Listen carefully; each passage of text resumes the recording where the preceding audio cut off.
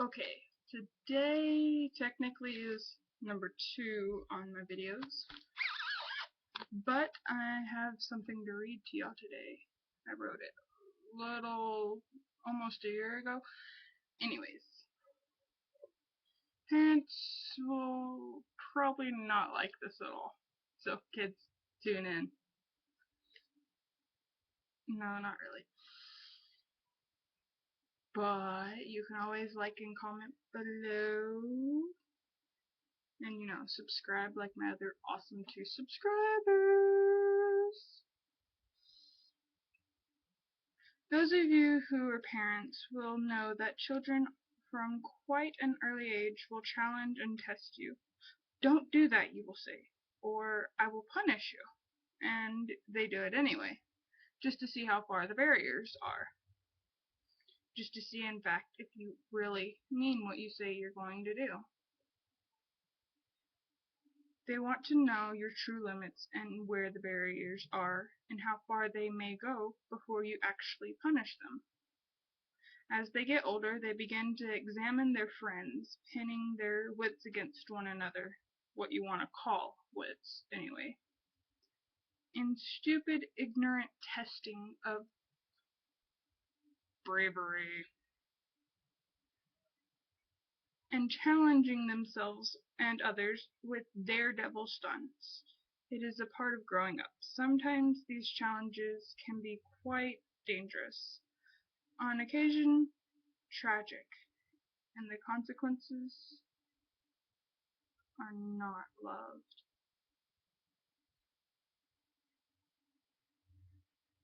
A group of young Gasolino teenagers were out one Halloween playing trick or treat. And by that, they mean going and being kids and being childishly throwing eggs at houses and such.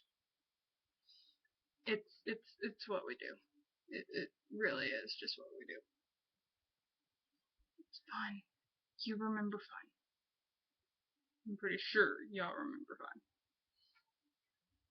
After some time, they got bored and began to try to frighten one another with ghost stories. Ooh. And scary things.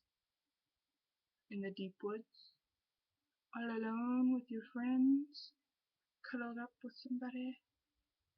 Or, just trying to scare the crap out of somebody. Because, that's fun.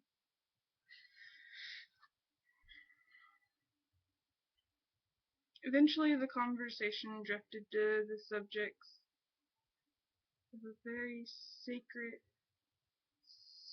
scary cemetery and one of the largest graveyards in Britain.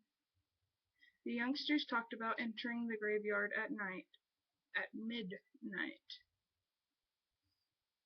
on Halloween. They all decided it was not the best place to be, all except for one girl, 14-year-old Lindsay Walker. She wouldn't mind going into the graveyard, and said not only that she would go into the old Victorian section that was said to be haunted at the midnight proceeding, she would actually dance on one of the graves. The others were horrified by the idea. "Ooh, you wouldn't dare do that," said one of the other girls. "Yes, I would," Lindsay replied, "and I will. Come with me and watch." But none of the others had the nerve to go with her. "Then I'll go on my own." "How will we know if you actually danced on the grave?" questioned one of her pals. 15-year-old Kenny Jackson offered the solution. "Here, take my penknife. Stick it in one of the graves that you danced on and leave it there. Tomorrow we'll go and look. If you actually have danced on the grave, we'll see your footprints and my knife will still be stuck in there." And so, nervous giggling and pushing each other as the teens do, they made their way to the entrance gates of the cemetery. No one but Lindsay herself was prepared. for the venture any further. They checked the time. It was 11:35. Okay, you got 25 minutes, said Kenny as he handed over his penknife. We will wait here until you come back.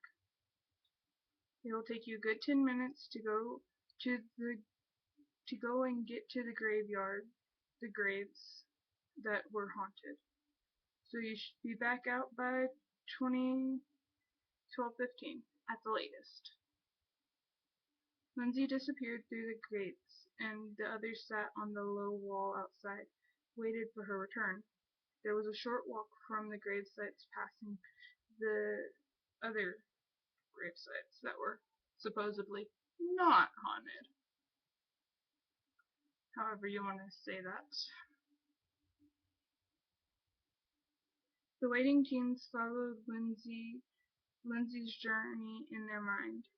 It was a bright moonlit night, but not particularly cold. Kenny looked at his watch and said, 5 minutes to go.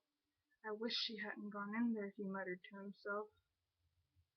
We shouldn't have let her gone, said another. Don't be daft. You know what she's like. We couldn't have stopped her anyway. It's only a bit of fun, and it'll be over soon.